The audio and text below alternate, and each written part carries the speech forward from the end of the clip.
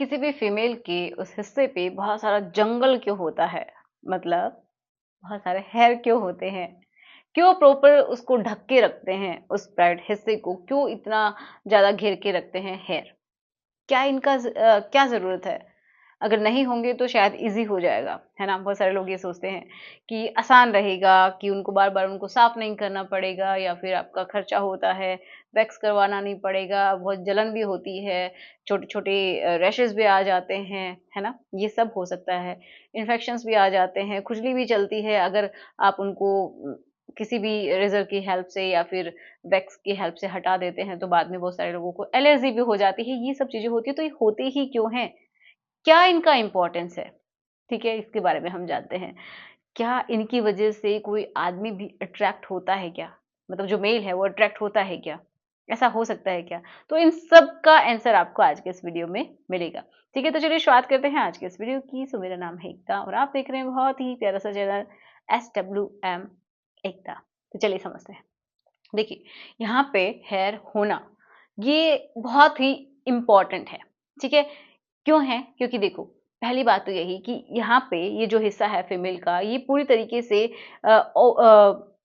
Expose हो सकता है एनवायरनमेंट से। अगर आप आज के समय में तो हमें सबको पता है कि हम अंडरगारमेंट्स पहनते हैं, लेकिन पहले के समय में ऐसा नहीं होता था। बहुत सारे लोग कपड़े ही नहीं पहन पाते थे, इसकी वजह से वो पत्ते वगैरह पहनते थे, किसी भी तरीके से अरेंज करते थे, है ना? घास-फूस ऐसे ही। तो वहाँ पे क्या होता है कि बिल्कुल पूरा ओपन एरिया है, तो वहाँ पे इन्फेक्शंस या फिर कोई भी अ, ये समझिए पार्टिकल्स किसी भी तरीके के फ़ॉरेन पार्टिकल्स अंदर जा सकते हैं और इन्फेक्शन भी कर सकते हैं, तो उससे बचाता है। अब आपके दिमाग में आएगा कि आज के समय में कौन जंगल में रह रहा है, जिनको ये हेयर की ज़रूरत है? जी नहीं, आज के समय में भी ज़रूरत है। क्यों है? वो भी मैं बताती हूँ। क्योंकि देखो आज के समय में मैं ये नहीं कहूँगी कि पूरा बिल्कुल कट ही मत करो, बहुत बड़े-बड़े ही रहने दो, है ना? क्योंकि उनको उसको क्लीन करना भी फिर उतना ही ज़्यादा ज़रूरी है। अगर रहते हैं तो कोई दिक्कत की बात नहीं है, लेकिन प्रॉपर हाइजीन रहना भी फिर ज़रूरी है। तो फिर क्या किया जाए? क्योंकि आज के समय में तो सब लोग अंडरगारमेंट्स पहनते ही हैं, तो इसकी क्या ही ज़रूरत है? उसके बाद भी ज़रूरत होती है, ठीक है? कि कोई भी फ़ॉरेन पार्टिकल फिर भी अंदर जा सकता है ना? आपका जो पार्ट है वो एक्सपोज़ हो सकता है, जब आप यूरिन पास करते हैं तब भी एक्सपोज़ हो सकता है। किसी भी समय वो एक्सपोज़ हो सकता है, डायरेक्टली जो इन्फेक्शन है वो अंदर जा सकते हैं, कोई भी पार्टिकल अंदर जा सकते हैं जिसकी वज़ह से इन्फ्लेमेशन या फिर एलर्जी या फिर कुछ भी इन्फेक्शन अंदर हो सकते हैं। डेफ़िनेटली इससे बचाता है हेयर। दूसरा बहुत ही इम्पोर्टेंट कि आपको ये जो टेम्परेचर रेगुलेशन का काम करता है, मतलब क्या है कि वहाँ का जो टेम्परेचर है उसको रेगुलेट करके रखता है, ना बहुत ज़्यादा बढ़ने देता है, ना बहुत ज़्यादा कम होने देता है। वहाँ के लिए जितना एनवायरनमेंट उनको चाहिए, उतना मेंटेन करके रखते हैं ये हेयर, ठीक है? तो इसलिए भी ज़्यादा ज़रूरी होते हैं। नेक्स्ट और बहुत इम्पोर्टेंट क्या है कि जब भी आप चलते हैं तो भी घर्षण होता है ना? फीमेल की जो थाइज़ होती हैं कभी-कभी किसी की ज़्यादा ही हेवी होती हैं तो भी घर्षण होता है और उस हिस्से पे भी बहुत ज़्यादा घर्षण उनको फ़ील होता है। किसी-किसी का क्या है कि जो इंटरनल जो लिप्स होते हैं वो बड़े होते हैं जिनकी वज़ह से उनको भी बहुत ज़्यादा रब होता है, तो उनको पेन भी होता है, बहुत तकलीफ़ भी होती है, चलने में भी दिक्कत होती है। तो ये भी कारण होता है कि वहाँ पे घर्षण ज़्यादा हो। जिसकी वजह से कि वहाँ पे कुछ भी इन्फ्लेमेशन भी हो सकते हैं, है ना?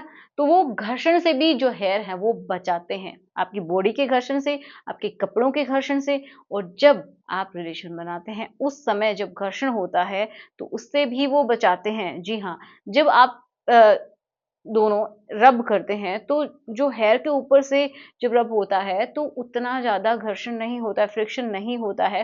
जब स्किन टू स्किन जो रब करती है, तो ज़्यादा फ्रिक्शन होता है। समझ में आई बात? तो उसको भी ये कम करता है और जब उस दौरान कट्स लगने की भी संभावना कम होती है क्योंकि घर्षण कम होता है और पेन भी कम होगा। ठीक है? ये बात भी होती है। अब नेक्स्ट और बहुत बहुत इम्पोर्टेंट वो क्या है कि ये जो हेयर है ना, ये कुछ यहाँ पे एक अलग तरीके का ये समझिए फेरोमोन्स रिलीज़ होते हैं, एक अलग तरीके की गंध ये समझिए रिलीज़ होती है, तो उसको वो ट्रैप करके रखते हैं हेयर। अगर वहाँ पे हेयर होंगे ही नहीं, बिल्कुल सफ़ा चट रहेगा, तो वो फेरोमोन्स भी वहाँ पे नहीं रहेंगे। ओके? तो ये समझिए कि वो जो फेरोमोन्स है, वो जो गंध है एक अलग तरीके की उस हिस्से की, उसकी वजह से जो मेल है वो अट्रैक्ट होता है फीमेल की तरफ। ये भी है, ठीक है? तो इतने सारे इसके फ़ायदे हैं। तो जब भी आपका अगर ऐसा लगता है कि नहीं मैं टॉलरेट नहीं कर सकती, तो आप क्या कर सकते हैं, उनको ट्रिम कर सकते हैं, ट्रिमर की हेल्प ले सकते हैं या फिर जो सीज़र होती है उससे कट कर सकते हैं, लेकिन सावधानी से, है ना? रेज़र बिल्कुल भी इस्तेमाल ना करें और वैक्स भी मैं कहूँगी कि ना ही इस्तेमाल करें तो ज़्यादा अच्छा है, क्योंकि बार-बार ऐसे करने से बहुत सारी प्रॉब्लम्स आ सकती हैं, बर्न्स हो सकते हैं, है ना? तो ऐसा आप ना करें। बाकी आपकी चॉइस है, आपको कौन-सा मेथड सबसे अच्छा लगता है, ये भी ज़रूर बताइएगा। लेकिन हाँ, अगर आपके पास हेयर रहते हैं, तो भी वहाँ की हाइजीन बहुत अच्छे से मेंटेन करके रखनी है, उनको अच्छे से क्लीन रखना है, नहीं तो वहाँ पे पूरी डस्ट और कीटाणु ही वहाँ पे इकट्ठा हो जाएँगे। तो इसके लिए भी ज़रूरी है कि पूरा अच्छे से साफ ज़रूर रखें, है ना?